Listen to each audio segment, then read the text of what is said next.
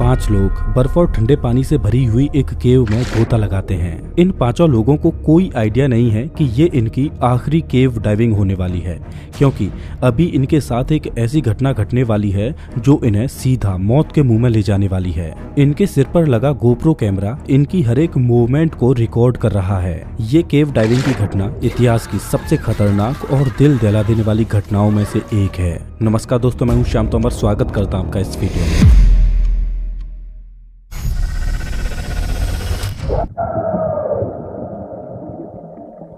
फरवरी साल 2014 5 लोग दुनिया की सबसे खतरनाक और चैलेंजिंग केव डाइविंग करने का प्लान बनाते हैं। इस एडवेंचर के लिए इन्होंने नॉर्वे में मौजूद एक खतरनाक केव प्लूरा ग्रोटा को चुना। प्लूरा केव पहले से ही बदनाम थी, क्योंकि प्लूरा केव के अंदर पहले भी कुछ ऐसे हादसे हो चुके थे जिनमें लोगों को अपनी जान भी गंवानी पड़ी थी। लेकिन बावजूद इसके इन 5 लोगों ने केव डाइविंग के लिए इसी खतरनाक केव को चुना। आप इस केव के मैप को देखिए, जिसमें इस केव में घुसने के लिए ये 2 एंट्रेंस हैं। इस केव का सबसे खतरनाक हिस्सा ये वाला है, जो कि सतह से लगभग 430 फीट गहरा है और नॉर्दर्न यूरोप की ये सबसे बड़ी केव है जो पानी से भरी हुई है, और ये केव 3 किलोमीटर तक लंबी है। आप ये मानकर चलिए कि किसी आम इंसान का इस केव में जा पाना नामुमकिन है, लेकिन फिर भी इन 5 लोगों ने इसी केव को चुना। इसका कारण ये है कि ये 5 लोग सर्टिफाइड केव डाइवर्स थे, जो पहले भी इस तरह की खतरनाक केव्स में जा चुके थे, और इन 5 में से 2 लोग ऐसे थे जो इस केव में पहले भी जा चुके थे। पिछली बार ये दोनों लोग केव के इस रास्ते से घुसकर केव को एक्सप्लोर करते हुए इस वाले रास्ते से बाहर निकले थे। इस वजह से ये और ज्यादा कॉन्फिडेंट थे इस केव में जाने के लिए। लेकिन इस बार कुछ अलग होने वाला था, जिसकी किसी ने भी कल्पना नहीं की थी। केव में जाने वाले ये 5 बहादुर लोग हैं पैट्रिक, काय, वेसा, जारी एच और जारी यू। और पैट्रिक और काय वो लोग हैं जो इस केव में पहले भी जा चुके थे, तो ये दोनों ही लोग इस मिशन को लीड करने वाले थे। लेकिन इस बार इन्होंने इस एडवेंचर को और ज्यादा चैलेंजिंग बनाने के लिए केव के इस वाले रास्ते से एंट्री करने के बजाय प्लूरा लेक वाले इस रास्ते से एंट्री लेकर इधर से बाहर निकलने की सोची। ये 5 लोग इस एडवेंचर को करने के लिए पूरी तैयारी के साथ आए थे।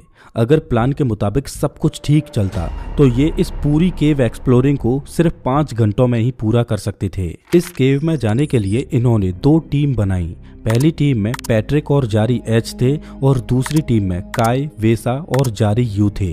अब चूंकि पैट्रिक और काय पहले भी इस केव में आ चुके थे, तो पहली टीम को पैट्रिक लीड कर रहे थे और दूसरी टीम को काय लीड कर रहे थे। प्लान कुछ ये था कि पहले पहली टीम केव के अंदर जाएगी और उसके 2 घंटों के बाद दूसरी टीम केव में एंट्री लेगी। दरअसल दूसरी टीम केव के अंदर 2 घंटों के बाद इसलिए जाएगी क्योंकि जब पहली टीम केव के अंदर प्रवेश करेगी तो उसकी वजह से पानी में हलचल होने की वजह से पानी गंदा हो जाएगा, तो पानी को फिर से साफ होने के लिए कम से कम 2 घंटे चाहिए, तब दूसरी टीम पानी में प्रवेश कर सकती थी। इस मिशन को शुरू किया जाता है। तापमान -3 डिग्री सेल्सियस था। ये 5 लोग प्लूरा लेक पर पहुंचते हैं। ठंड इतनी ज्यादा थी कि लेक के ऊपर बर्फ की एक मोटी चादर बन चुकी थी। प्लूरा केव में घुसने के लिए सबसे पहले इन्हें इस मोटी बर्फ को तोड़ना था। पैट्रिक ने चेनसॉ का इस्तेमाल करके बर्फ को एक ट्रायंगुलर शेप में काटा, जिसके नीचे पानी बहुत ही ज्यादा ठंडा और क्रिस्टल क्लियर था। पैट्रिक और जारी एच दोनों लेक में प्रवेश करते हैं और धीरे धीरे प्लूरा केव में घुसते जाते हैं।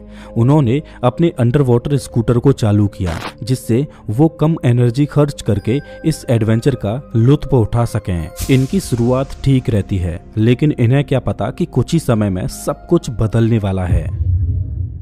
मैं आपको बता दूं कि पैट्रिक, जिसके साथ पहले भी 2 बार ऐसी घटनाएं घट चुकी थीं जिनमें परिस्थितियां कुछ ऐसी बन गईं कि उसे 2 बार अपने क्रू मेंबर्स की जान गंवानी पड़ी थी। उन घटनाओं की वजह से पैट्रिक को बहुत धक्का भी लगा था, लेकिन पैट्रिक पास्ट के उन हादसों को भुलाकर आज इस नए सफर पर आगे बढ़ रहा है।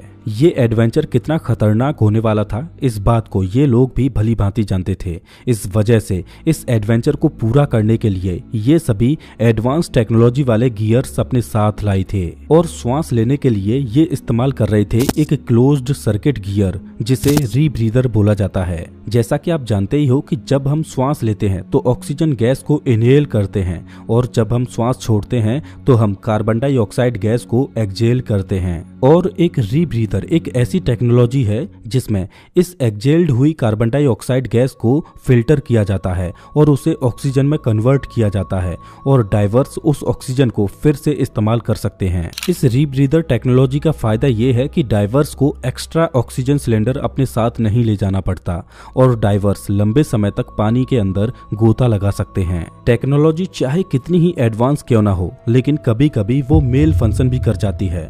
इस वजह से ये दोनों लोग बैकअप के लिए एक एक्स्ट्रा रीब्रीदर और एक ओपन सर्किट गैस सिलेंडर अपने साथ लेकर चल रहे थे। रीब्रीदर टेक्नोलॉजी सिक्के के दो पहलुओं की तरह है।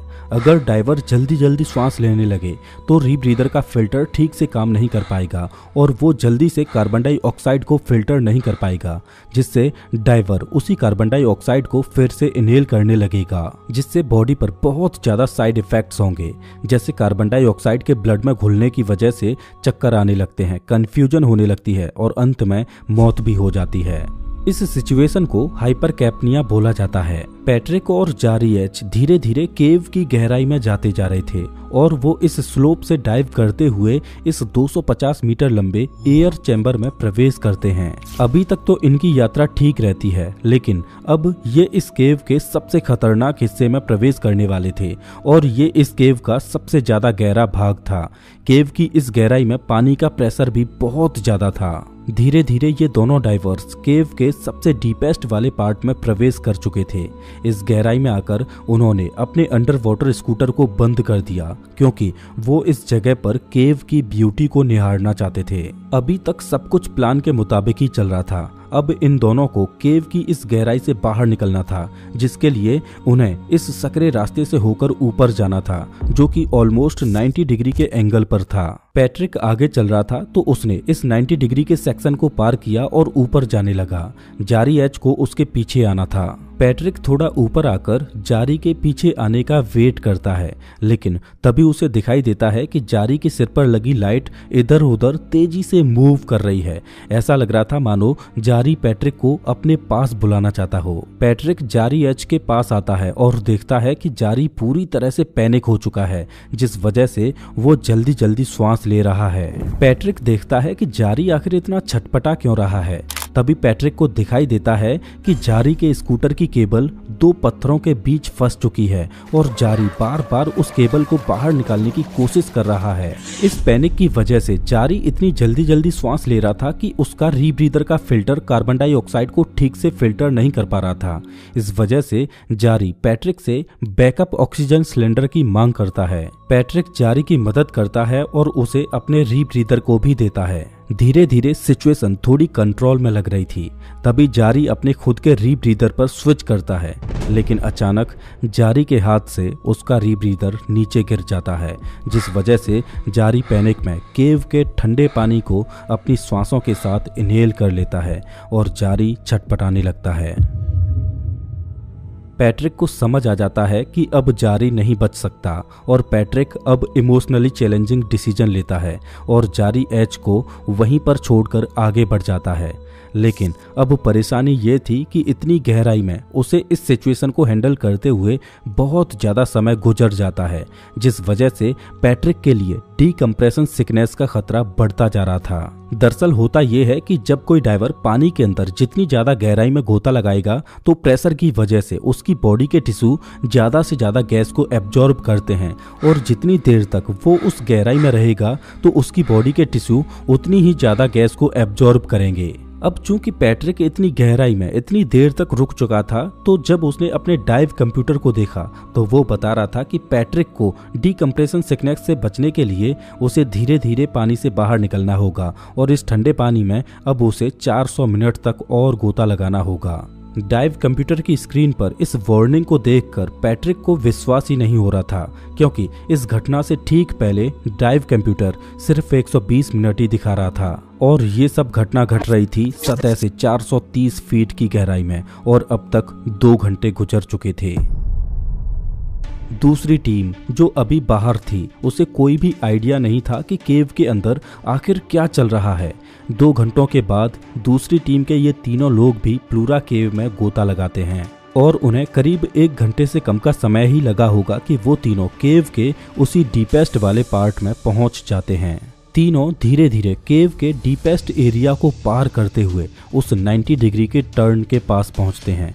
तभी उन्हें एक बीप की साउंड सुनाई देती है जो कि जारी एज के इक्विपमेंट से आ रही थी। इन तीनों डाइवर्स में वेसा सबसे आगे चल रहा था, काय पीछे और जारी यू दोनों के मिडिल में था। वेसा को जारी एच की बॉडी दिखाई देती है जो कि मर चुका था। यहाँ पर अब परेशानी ये थी कि जारी एच की वजह से केव का वो पतला वाला हिस्सा ब्लॉक हो चुका था और जैसा कि अभी मैंने आपको बताया कि केव की इतनी गहराई में ये जितनी ज़्यादा देर रुकेंगे उतना ही ज़्यादा इनके लिए डीकम्प्रेशन सिकनेस का खतरा बढ़ता जाएगा। इतनी गहराई में डिले होने की वजह से इन तीनों की हालत खराब होने लगी थी और इतनी गहराई में जारी यू के इक्विपमेंट्स फेल हो जाते हैं।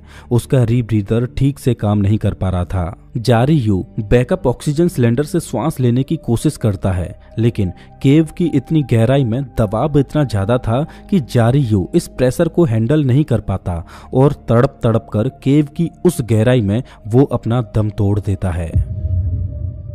अब सिचुएशन कुछ इस तरह से थी कि सबसे आगे जारी एच की बॉडी रास्ते को ब्लॉक किए हुए थी।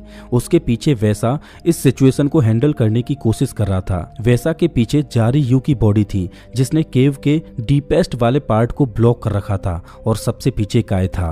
काय को समझ आ चुका था कि आगे केव में कोई न कोई बड़ी दुर्घटना घट चुकी है, तो इस वजह से काय फैसला लेता है कि वो अब आगे ना जाकर पीछे लौटेगा और काय पीछे की ओर लौटने लगता है। अब परेशानी ये थी कि काय के पास ऑक्सीजन की बहुत कमी थी और काय का डाइविंग कंप्यूटर डीकम्प्रेशन स्टॉप्स की वार्निंग दिए जा रहा था। मतलब अब सिचुएशन कुछ ऐसी थी कि अगर काय डीकम्प्रेशन सिकनेस से बचना चाहता है तो उसे धीरे धीरे इस केव से बाहर निकलना होगा, लेकिन उसके पास पर्याप्त ऑक्सीजन की सप्लाई नहीं है तो वो ऑक्सीजन की कमी से ही मारा जाएगा। तो काय ने फैसला लिया कि वो डीकम्प्रेशन सिकनेस का रिस्क लेगा और इस गुफा से तेजी से बाहर निकलने की कोशिश करेगा।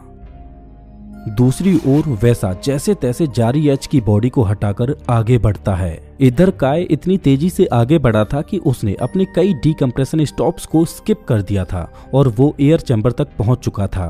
पहले तो काय को लगता है कि वो यहाँ पर रुके और रेस्क्यू टीम का वेट करे, लेकिन इस जगह पर रेस्क्यू करने की भी उम्मीद बहुत कम थी। अब सिचुएशन कुछ इस प्रकार थी कि पैट्रिक, वेसा और काय तीनों इस केव से बाहर निकलना चाह रहे थे, लेकिन तीनों को कोई आइडिया नहीं था कि इस दुर्घटना में कौन कौन मारा जा चुका है और कौन कौन बचा है। पैट्रिक डीकम्प्रेशन सिकनेस को ध्यान में रखते हुए धीरे धीरे आगे बढ़ रहा था, लेकिन काय और वैसा बहुत तेजी से आगे बढ़ रहे थे। तभी पैट्रिक को उसके पीछे से आती हुई रोशनी दिखाई देती है। दरअसल वैसा इतनी तेज चला था कि पैट्रिक के पास पहुंच चुका था। वैसा और पैट्रिक केव के दूसरी ओर से बाहर निकलते हैं। उन्हें लग रहा था कि जारी एच, जारी यू और काय ये तीनों इस केव में मारे जा चुके हैं, लेकिन दूसरी ओर काय केव से बाहर निकलते हुए उस जगह पर पहुंच जाता है जहां से बर्फ को काटकर इन्होंने इस केव में एंट्री ली थी। लेकिन तापमान इतना कम था कि जब तक काय यहाँ पर वापस लौटा तब तक वहां पर फिर से बर्फ जम चुकी थी। काय जैसे तैसे बर्फ को तोड़ता है और उस लेक से बाहर आता है, लेकिन काय को अभी तक ये नहीं पता था कि इस दुर्घटना में कोई जिंदा बचा भी है या नहीं। काय को ऐसा लग रहा था कि वो अकेला ही इस दुर्घटना में जिंदा बचा है। काय अपनी गाड़ी के पास आता है और गाड़ी के इंजन को चालू करके उसमें रेस्ट करने लगता है। दरअसल काय ने 11.5 घंटों तक लगातार उस ठंडे पानी में डाइव किया था। इस वजह से काय शारीरिक और मानसिक रूप से पूरी तरह से थक चुका था। कुछ घंटों के बाद वैसा और पैट्रिक भी गाड़ी के पास आते हैं तो वो देखते हैं कि गाड़ी की हेडलैम्प्स जली हुई हैं, जिसका मतलब था कि काय भी इस दुर्घटना में सरवाइव कर चुका है। इस घटना की न्यूज धीरे धीरे वायरल होने लगती है। ये तीनों इस हादसे के बाद डिप्रेशन में चले जाते हैं। लोकल अथॉरिटीज ने जारी एच और जारी यू की बॉडी को बाहर निकालने के लिए रेस्क्यू अभियान भी चलाया, लेकिन उनकी बॉडी केव की इतनी गहराई में थी कि उन्हें वापस नहीं लाया जा सका। तो ऑफिशियल्स ने फैसला लिया कि अब उन दोनों की बॉडीज को वहीं पर ही दफन रहने दिया जाए और उन्होंने प्लूरा केव को सील कर दिया और वहां पर किसी का भी जाना बैन कर दिया। लेकिन पैट्रिक, काय और वेसा अपने दोस्तों की बॉडीज को बाहर निकालना चाहते थे, तो उन्होंने कुछ प्रोफेशनल डाइवर्स की मदद लेकर अनऑफिशियली रेस्क्यू अभियान चलाया